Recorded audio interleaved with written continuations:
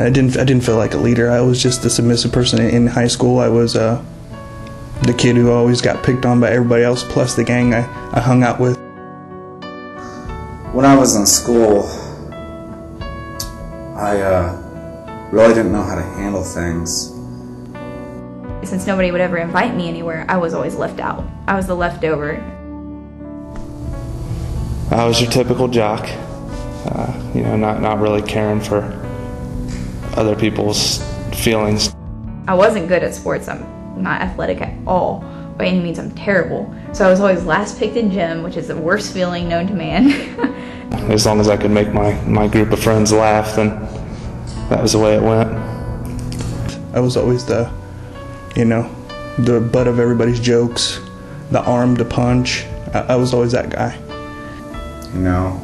Kids can be very cruel, and also when you don't know how to handle a situation and you're trying to fit in, you don't want to feel like you're the outcast.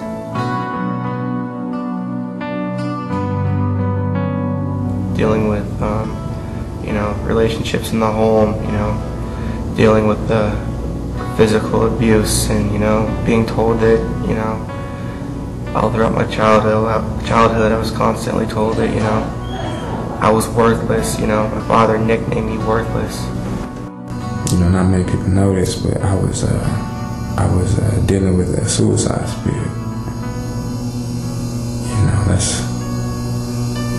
I was really contemplating of, what's the use, Every path I was choosing was closing on me, My parents got a divorce when I was 16.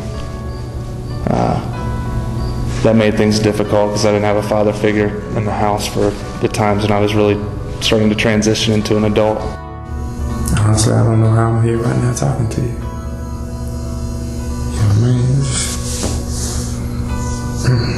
After a lot of things, I've done, I seen, I was a part of it, I never really felt any love. I wasn't really mentored the way, a father mentors a son. I didn't really have that, so it was really hard growing up.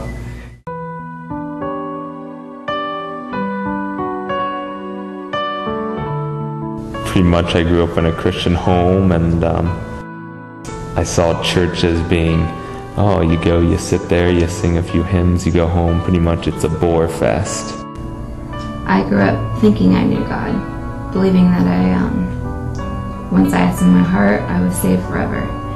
That it just was a faraway relationship, basically. So I didn't want to be saved. I didn't want anything to do with church. In fact, most Sundays I'd wake up going, oh man, I've got to go to church today. I didn't know that there was more to God. It just looked like a picture on the wall to me, basically. I just remember talking to God. I was like, it's too hard. I was like, it's just too hard. I was like, it's hard to be a Christian. It's too hard to be a Christian. But I didn't realize that that's what I needed. I was about 16 before I really got saved, and I was a mess, and I hated my life, hated everyone, hated my parents. But rock bottom was a point where I was blinded, and I looked around and saw that I was a sinner and I was going to hell. And the only thing I could reach out to was Jesus Christ, and He's the one who saved me. God picked me up. God picked me up, and He said, you know what? You're a lot better than this. It wasn't until Jesus saved me is when I realized I didn't know. I didn't know anything, I'm telling you, there's a much better way. Christ is that way. As cliche as that sounds, Christ is it. He's the only one at the end of the day that's going to make you feel completely happy.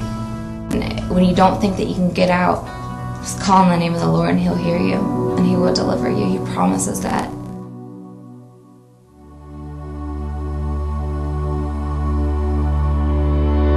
I didn't trust in God. I didn't believe that God had this great life for me. I thought it was just suffering for the rest of my life, that it was boring, that you had to be a nerd or whatever to be a Christian. And that's not the case at all. It's not at all. I met my pastor for the first time, and he looked straight at my mom and said, I see greatness in him. And that changed my life. It's not about me. It's about God. We're put here on this earth to love God, to serve Him, to just worship Him, because He died on the cross for us. Everything that I wasn't, I am now. I became what He is. He died for me that I may become what He is now. I've run into people that, hey, I go to church every Sunday, but that has nothing meaning that you're a Christian just because you go to church every Sunday. If you don't have that relationship with God, you're not going to stay strong.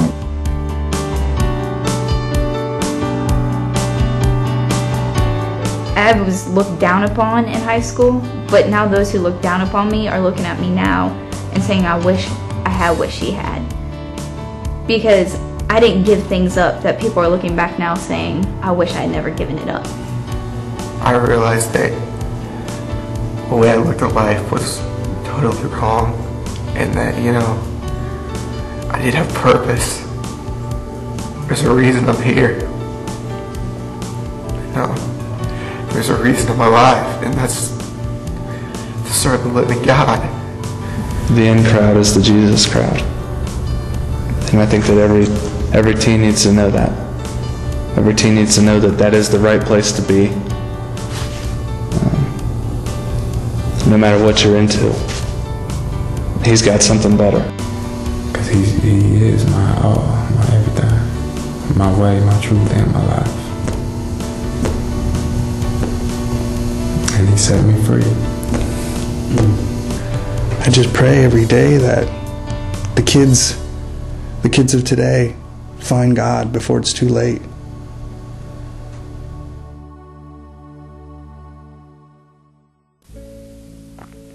Hi, my name is Will. I want to thank you for taking time to watch this DVD. Today you've heard from real people who had real challenges and struggles in high school, many of them similar to what you deal with on a day-to-day basis.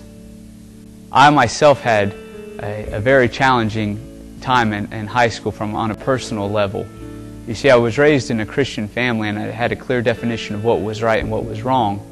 And I knew about God and I knew about Jesus.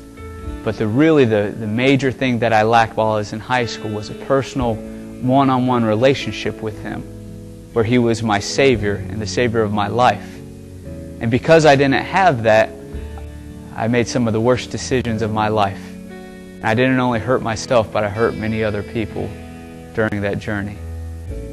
But it wasn't until 3.5 years after I graduated in January of 2005 that I gave my life to Jesus. And I learned for the first time what it meant to love God and have a relationship with Him, and to live right, to live free from sin, to live free from compromise, and to always do things on the up and up, and to have peace in your heart and a joy that is unexplainable in your life. And that same gift that was given to me that day in January of 2005 is freely given to you today. It's not a 12-step process, or there aren't 13 classes that you have to go to receive salvation from God. It's freely given.